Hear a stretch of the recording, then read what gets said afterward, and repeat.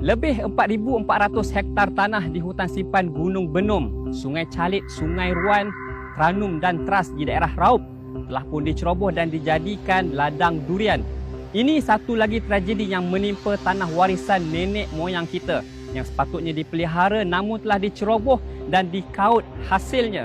Apalagi yang tinggal untuk generasi kita akan datang jika tanah-tanah ini telah dibiarkan menjadi milik orang. Kita bongkar isu ini.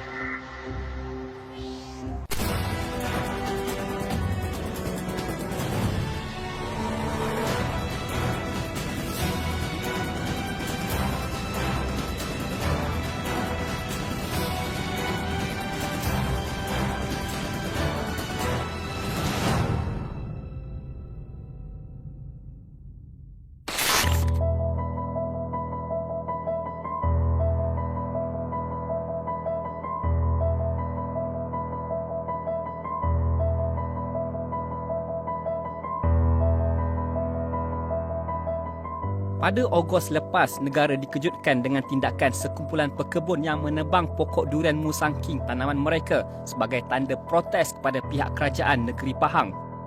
Mereka menolak tawaran kontrak yang diberikan oleh syarikat Royal Pahang Durian RPD atas pelbagai alasan, antaranya mereka sudah mengusahakan tanaman itu sejak puluhan tahun.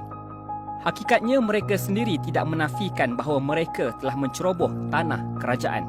Dia bermula dengan peloka tanah haram tempatan lokal. Dia teroka 10 ekar, lepas tu dia jual. Jadi bila dia jual tu, dia ada usaha teroka lagi dia jual, teroka lagi dia jual, kan?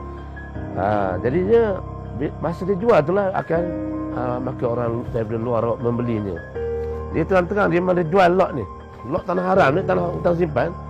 Dia jual macam mak bapak dia punya tau. Inilah antara realiti pencerobohan yang berlaku sejak puluhan tahun. Rupa-rupanya bukan kisah menanam durian musangking semata-mata, tetapi usaha memiliki tanah yang bukan milik mereka. Yang halal pun dia dah bolot, lepas tu yang haram pun dia bolot. Habis yang pemimpin tengah apa? Ini soal maruah. Tanah ni maruah kita cakap orang kita bangga, kita bangsa pribumi. Kita tak tanah. Kalau nak teroka pun takkan hantar beratus ekar satu orang. Beratus ekar. Untuk apa? Ini sudah macam untuk you nak bina empire. Kalau you nak untukkan diri, untuk kegunaan sendiri, untuk keluarga menyampung, 8 ekar sudah lebih daripada memadai. Kan? 2 ekar, 5 ekar, kenapa? Tamak. Sebab you jual, korang sebenarnya dia dah jual, lot-lot ni dia jual, tapi dia mewakili satu orang lah. Sebab dia yang jual.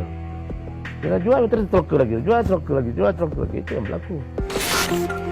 Akibatnya, kerajaan negeri Pahang mendakwa mengalami kerugian kira-kira 30 juta ringgit dalam tempoh 10 tahun kerana tidak mendapat kutipan cukai hasil tanah yang diceroboh.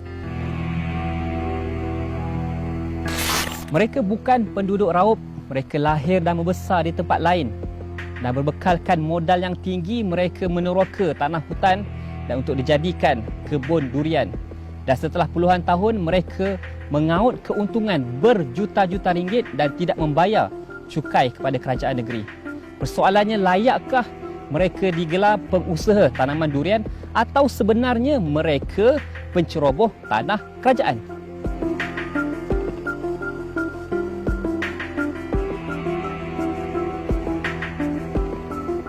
Baru-baru ini kita dikejutkan pula dengan penahanan 4 lelaki yang disyaki telah meneroka secara haram kawasan hutan simpan Lesung Rompin bagi mengusahakan tanaman durian musangking.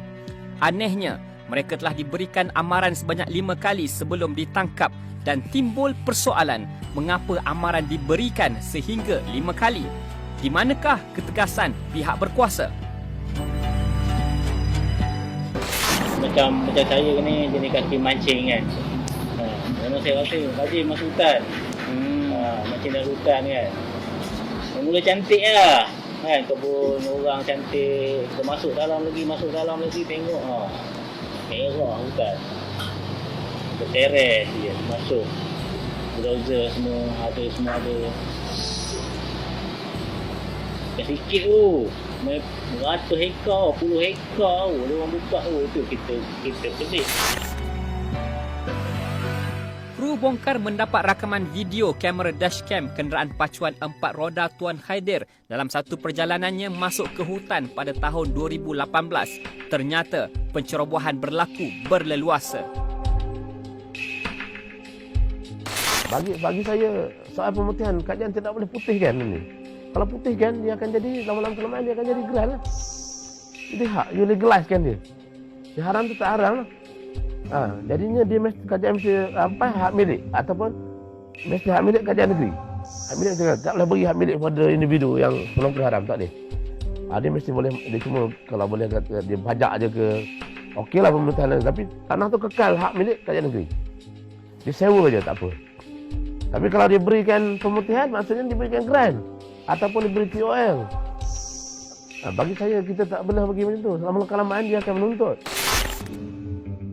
Justru pihak kerajaan perlu bertegas dalam menangani isu yang berlarutan sejak sekian lama ini. Untuk rekod, pihak Pertubuhan Pembela-Pembela Islam yang diketuai Tuan Haji Aminuddin Yahya telah menghantar memorandum kepada pihak Menteri Besar Pahang sebagai mendesak pihak kerajaan tidak memberi muka kepada penceroboh. Bandar Raub adalah bandar durian Musang King. Ia adalah satu tarikan yang tiada di tempat lain di dunia ini.